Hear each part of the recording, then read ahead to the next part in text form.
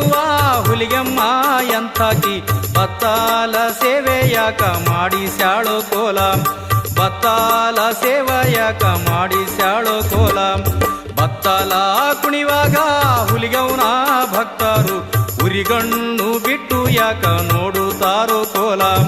ಉರಿಗಣ್ಣು ಬಿಟ್ಟು ಯಾಕ ನೋಡುತ್ತಾರೋ ಕೋಲ